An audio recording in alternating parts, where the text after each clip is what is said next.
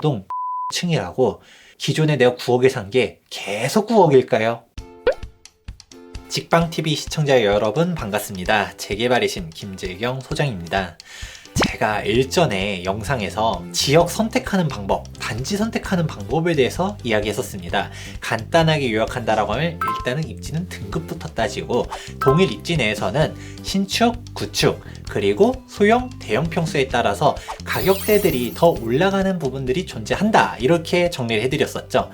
그리고 무엇보다 중요한 거 실거주 가능성들도 같이 생각하면서 세후 수익률을 체크해라 라고 얘기를 했었는데요. 그러면 좀 한번 미래를 예견해 보자면 이런 댓글들도 달릴 것 같아요. 아니 당연히 역세권 중요하고 이게 똑같은 단지를 하더라도 동호수 중요하고 타입도 중요하고 이 가격이 결정되는 요인들이 얼마나 많은데 그런 식으로 퉁쳐서 얘기하는 게 어딨어요 라고 말할 수가 있을 것 같아요. 자, 제가 타이틀 이렇게 정리해 보았습니다. 아파트 투자할 때 동호수 타입 따지지 마.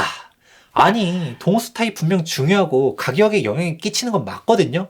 근데 왜 따지지 말라 했을까요? 하나씩 보도록 할까요? 똑같은 단지예요. 근데 이 단지 내에서도 로얄동이 있을 거고요. 비선호동이 당연히 존재하겠죠. 고층이냐? 저층이냐? 특히 우리가 그냥 저층도 아니고 막 1층이라고 하면 또 괜히 싫어하는 사람들이 존재하잖아요. 또 향이다. 우리가 남향이다, 서향이다, 동향이다 이런 부분들도 가격에 영향 당연히 미치겠죠. 그리고 구조적으로 당연히 차이 나는 부분들 있잖아요. 판상형이다, 타워형이다, 마통풍이 되냐 안 되냐 당연히 삶의 질에서도 차이가 나고 또 조망 중요하죠. 내가 그냥 조망이 개방감도 존재하지만 한강뷰가 되느냐 우리 마운틴 뷰가 되느냐 이건 거에 따라서도 가격이 똑같은 단지 내에서도 몇 억씩도 차이 나잖아요. 아니 그런데 이렇게 가격 차이가 많이 나는 거를 갖다가 다 따지지 말라라고 하니까 이게 뭔 소리야 라고 하실 수가 있겠지만 우리가 거주함에 있어서 다 중요한 요소들 맞아요. 근데 내가 진짜 순수한 투자라고만 하면 따질 게 너무 많다라는 거죠. 그러면 이렇게 접근하는 거예요. 목적성을 투자 수익률이라고 하면 간단해지는 거예요. 싸게 사서 싸게 팔자. 예를 한번 가져와 볼게요. 여기 로얄동 로얄층이 여기 동네는 10억이에요. 그런데 비선호동이고 저층이고 그러면 같은 단지 내에서도 1억 넘게 차이 날 수도 있거든요. 그러면 시간이 지났어요. 로얄동 로얄층이 가격이 2억이 뛰었네요. 10억이었던 게 12억이 됐어요. 그런데 비선호동 비선호층이라고 기존에 내가 9억에 산 게 계속 9억일까요? 아니겠죠. 우리가 똑같이 1억의 격차가 둔 상태로 가격이 올라가겠죠. 9억에 샀는데 2억 번 단지가 있고요. 10억에 샀는데 2억 번 단지가 있다. 싸게 산 쪽이 승자겠죠.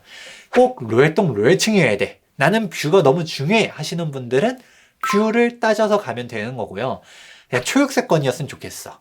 이런 분들은 통 따지세요. 그런데 난 괜찮은데? 라고 하시는 분들은 그냥 비선호동이라 하더라도 선택했을 때 오히려 수익률은 더 좋을 수 있다는 사실.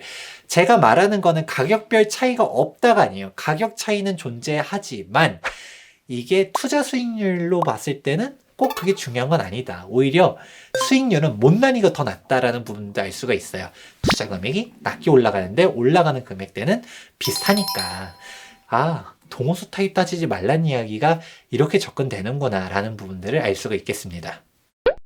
자, 제가 동호수 타입 따지지 말라 이런 이야기는 하긴 했었지만 그래도 이왕이면 다 옹치 말라고 똑같은 가격대의 물건이라고 하면 동호수 좋으면 더 좋고 타입 좋으면 더 좋고 이렇잖아요. 근데 이 부분 같은 경우는 우리가 배치도만 본다 하더라도 여기는 동호수가 더 좋네. 여기는 타입이 어떻네 라는 부분은 구별이 가능한데 그래도 조망 그리고 향 이거 중요하긴 하거든요. 근데 요즘 트렌드가 뭘까요? 특히 코로나 시국에 들어오다 보니까 집을 잘 안 보여주죠. 특히 세입자가 있는 집이다 라고 하면 더더욱 안 보여주려고 해요.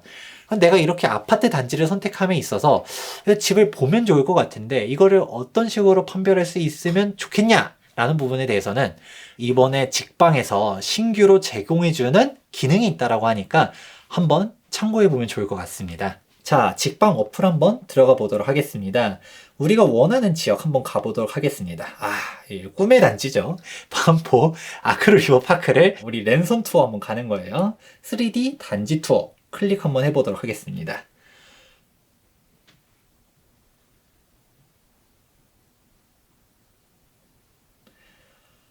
오, 뭔가 멋있게 3D로 쫙 나오는데 한번 먼저 살펴볼 수 있는 부분들은 우리 조망 한번 보도록 할까요? 앞에 있는 동 한번 클릭해 볼게요.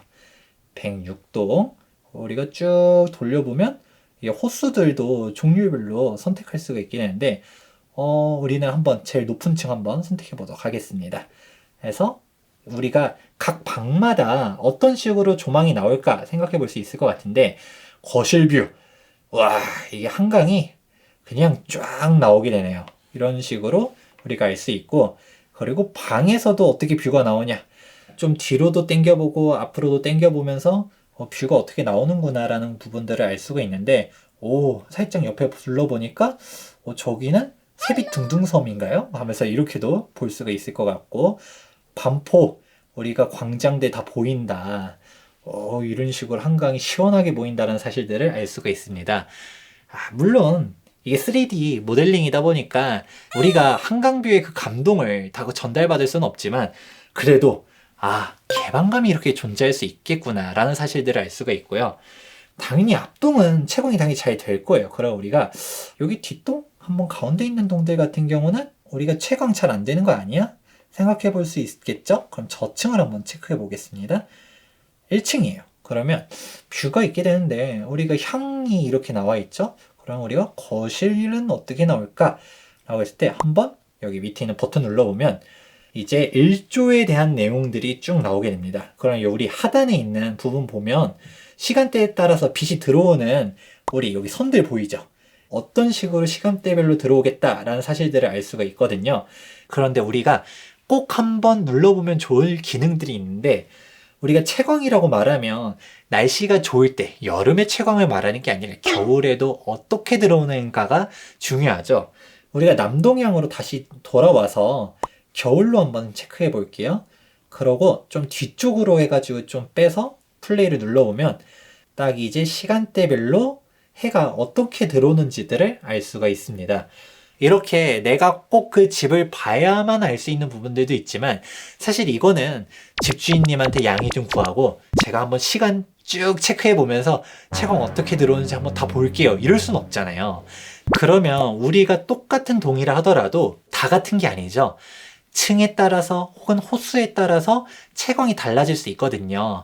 이렇게 직방 어플을 통해 가지고 시간대별로 A 동호수랑 B 동호수랑 비교해 볼 수 있다 보니까 직방 서비스를 활용해 본다면 보다 슬기로운 아파트 선택할 수 있을 것 같습니다.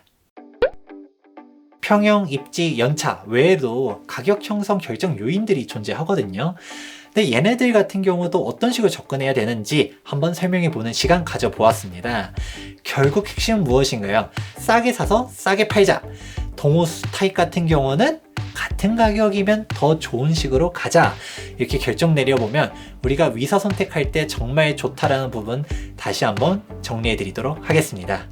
오늘 영상도 도움되셨길 바라면서 다음 시간에 더 유익한 영상이 기대된다면 좋아요와 구독하기 눌러주시길 바라면서 지금까지 부동산 주치 김재경 소장이었습니다. 감사합니다.